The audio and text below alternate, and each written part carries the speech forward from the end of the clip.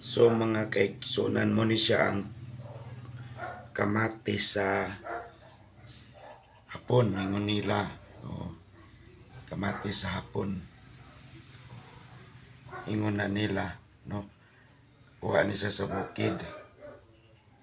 Na siya nga kamatis. Pero ang tinuodan na is kuan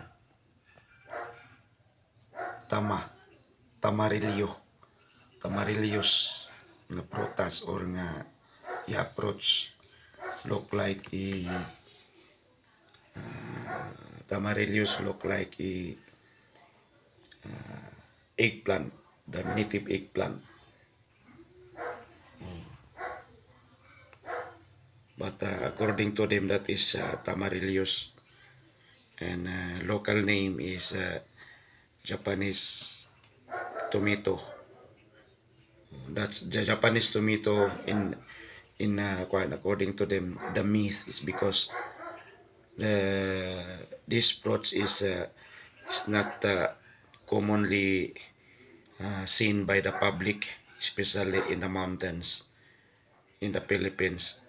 So accordingly, the Japanese is the one who are bringing here from other country.